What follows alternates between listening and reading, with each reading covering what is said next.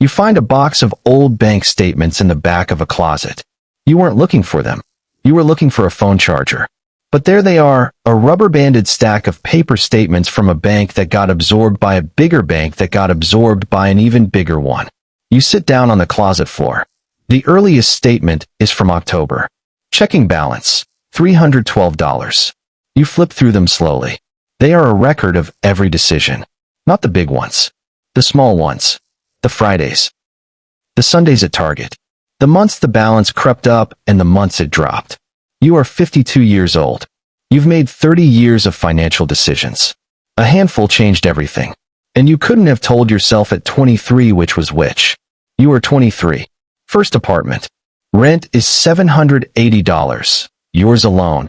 Because after 4 years of roommates you needed walls that were just yours. You make $39,000 at a logistics company in Memphis. You contribute exactly 3% to your 401k because someone told you to get the match, and you did, and you stop there. You carry about $800 on a credit card most months. Not a crisis, just a habit. Every month that passes, you make small decisions. Most of them are fine. Some of them compound quietly in directions you can't see yet. You are 26.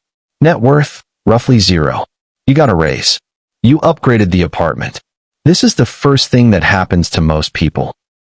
Earn more, spend more. The gap between what comes in and what you keep stays almost the same. Your coworker Darnell buys a new truck. $620 a month. He loves it. You think about it, not the truck specifically, but the feeling of it. The visible, tangible evidence of progress. You buy a 3-year-old Accord instead. It's not a truck. It gets you everywhere you need to go. You are 29. Net worth, $18,000. The credit card is gone. Cleared aggressively after reading something about the interest math that made you feel briefly sick. The student loans are gone. Paid off 18 months early. An extra $150 a month, and it was over before you noticed. For the first time in your adult life, everything that comes in is yours to direct. Not much, but yours. You open a Roth IRA. $150 a month. No fanfare. You are 33.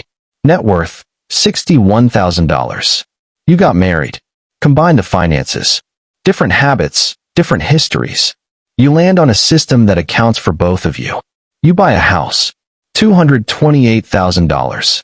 The neighborhood you wanted was $40,000 more. You decide the $40,000 matters more than the neighborhood. Your neighbor drives a leased BMW. You smile and say nothing. You increase the Roth to $250. You are 38. Net worth, $147,000. The 401k has compounded. The Roth has been going 9 years. You increased the contribution after the last raise. One thing happened that you didn't plan for. You didn't touch it. Not when the furnace died. Not when the car needed brakes and rotors. Not when the market dropped $28,000 in 2 quarters, and your wife asked, should we do something? And you said no, and you were both scared, and you were both right. You are 45. Net worth, $334,000. You refinanced the house when rates dropped. Dropped from 30 years to 20. The payment went up $190, and you adjusted. Darnell got divorced. The truck is gone. He's starting again at 44. You don't feel superior.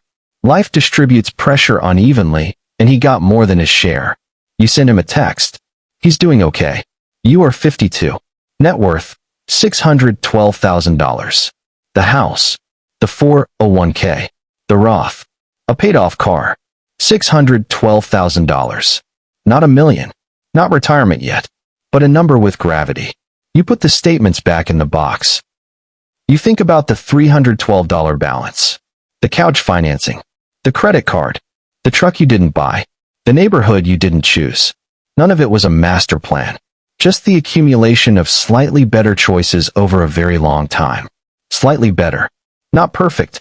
That's all fortune ever is.